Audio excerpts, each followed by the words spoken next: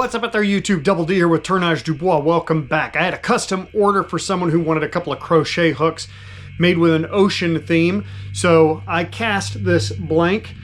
We have a piece of burl in there and then 3 different shades of blue. So we'll hopefully get some good swirling, but I wanted to be reminiscent of the ocean. I think that's pretty close with those blues, mostly light blue with some dark swirling. But once again, we're gonna get this cut up real quick, drilled, cleaned up, and then we'll get this on the lathe. So let's get rolling. All right, so I have those cut up, drilled. It's an 8mm tube in this kit. I have my medium star bond. That's what I like to use on these tubes because they tend to just hold a little bit better. If you do need some CA glue, check the link down below in the description.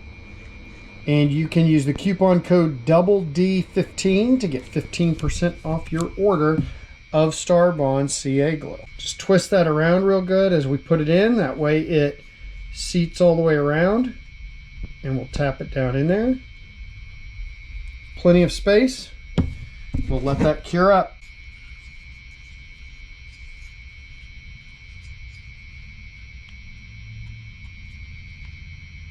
All right. Let that cure up, then we'll be back to start turning it.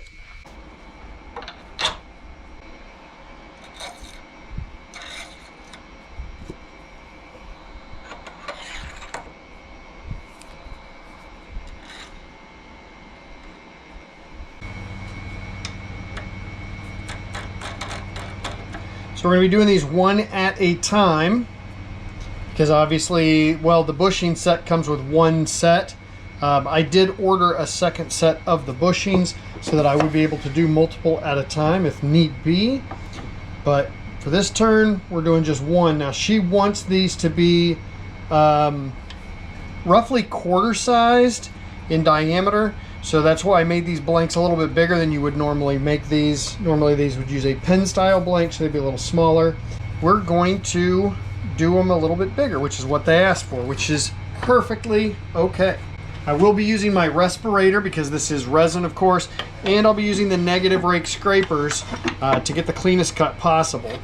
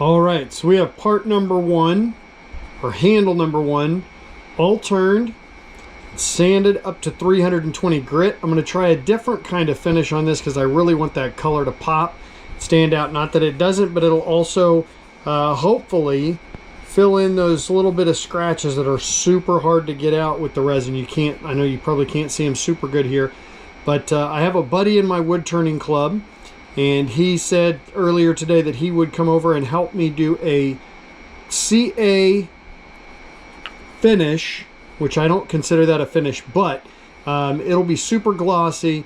It'll really fill in, because the glue will fill into those cracks, and it will be a nice durable covering for this. So super excited about it. At any rate, we're about to get this other one turned, but this is kind of the goal. Same shape, same size, very similar, just at a quarter size. So we'll go from there. I have all these extra slimline pin bushings. Get them with pretty much anything you buy anymore. But I like to keep them handy because they're good spacers. And that way I can keep this where I want it to work with it, tighten it up, and it works great. So I'm going to get this piece turned now too.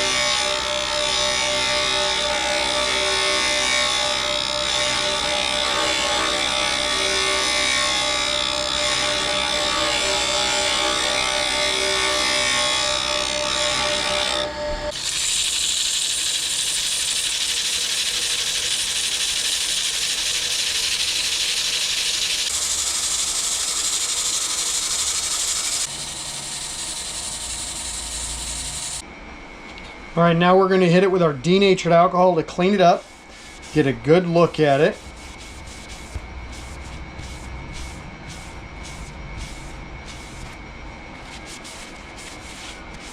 That blue is amazing, if I say so myself.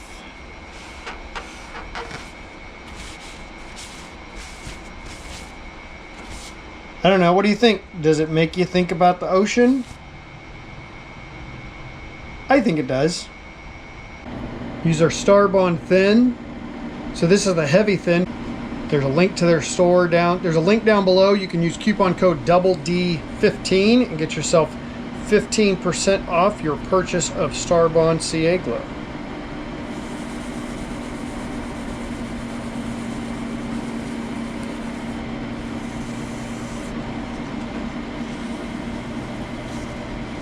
Going to do right about 10 coats of the thin CA, and then we'll micro mesh that back.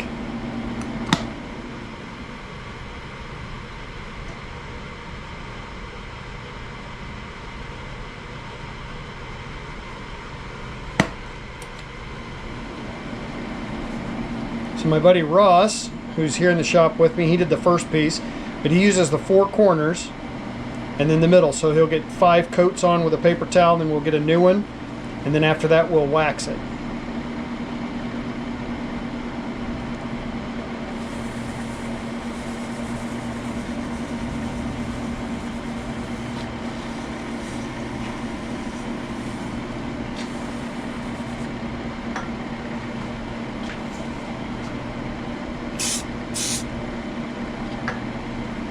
That's just a little bit of accelerant to help the glue cure up. So we'll do that from time to time if we think we need to.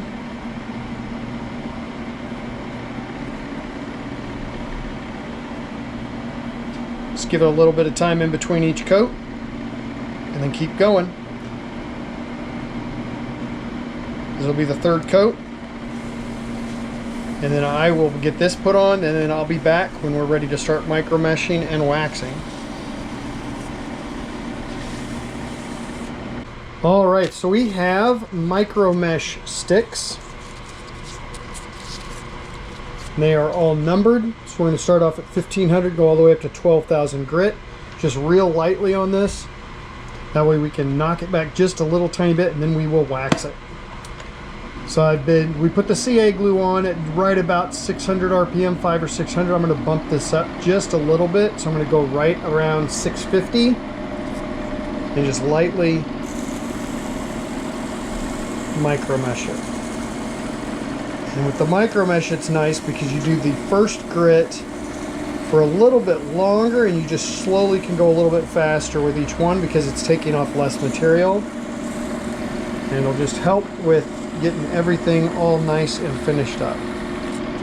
But not a lot of pressure because we don't want to put scratch marks into the CA glue.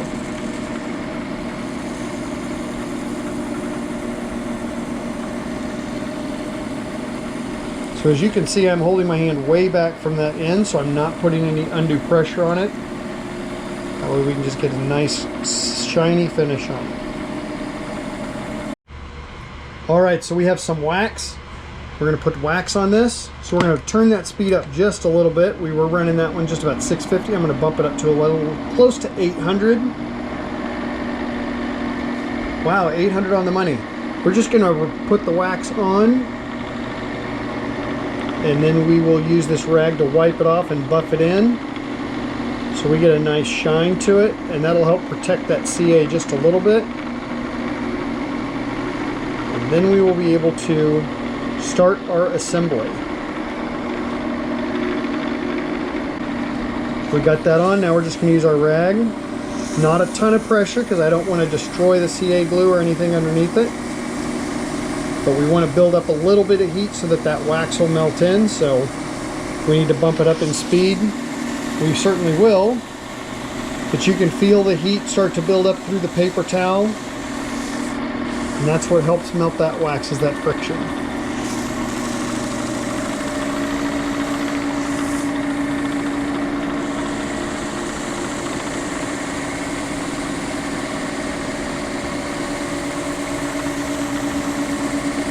We'll be back to assemble. Alright, so we are back with our two finished pieces. Now there's three pieces in this kit besides the tube. We have our pin clip, which we're not going to need because obviously that's not going to work with this based on the size that the client wanted. We have our retention spring piece, so this will slide in and that allows that to grip the hooks so they can be interchangeable. And then we have our cap that goes on the back end. Just to seal that off. So we're going to go ahead and get these opened. Pretty easy to do. I always just rip the top off because that goes right in the trash. Then we're going to take that and decide which end we want to be the cap. So I think I like this blue being the part that will hold the hook. So we're just going to put this in right here, and we're going to use this press to push this in so that we get that set down the way we need it to. So we just put it here real nice and gentle. Just push that in till it's flush and we are good. So we have that on that end, so that's the back. Then we have our spring portion, so there's a solid portion and an open portion. The open portion goes closest to the opening. You just take that and we'll curl it up and then slide it right on in. It's going to compress it around and we'll go from there. So I will say the trick to this is make sure you squeeze that into a nice little circle, and then you'll be able to slide that in as needed and go from there. still wanting to kind of fight with me a little bit, so we'll just work it in and get that all taken care of. But you want to make sure you don't crease it. You just want to curl it up into a small circle, and then we'll get it in.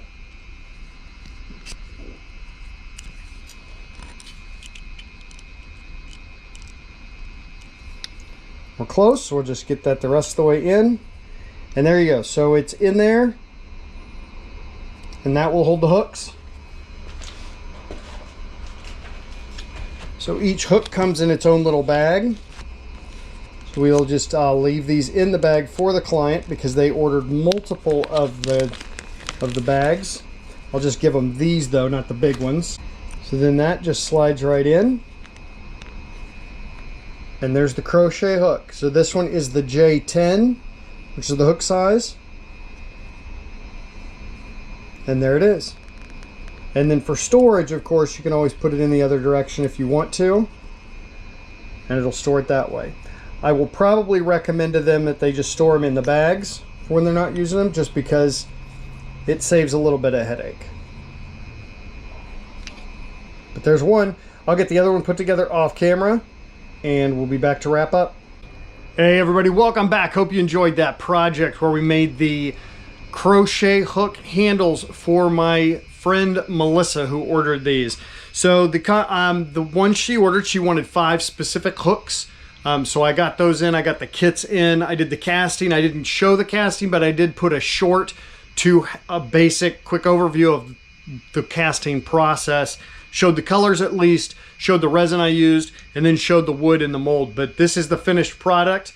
So we have 2 of them here with different hooks in them. And there are 3 additional hooks that I'll keep in the bags, and I'll send those out to her. So Melissa, I hope you enjoyed these. I hope they bring you years of happiness and you really make some creative stuff. She does some amazing things with her crocheting process. So it's well beyond what I do, but it's fun, it's amazing, and it's full of color and happiness. So if this is your first time here, please do consider subscribing. If you like the video, give it a thumbs up. If not, give it a thumbs down, but leave your comments, feedback down below. I appreciate those, I read them. That helps me grow as a creator and helps me grow in my artistic process and my turning process as well. So any and all feedback is welcome. I appreciate each and every one of you, and we'll catch you all next time.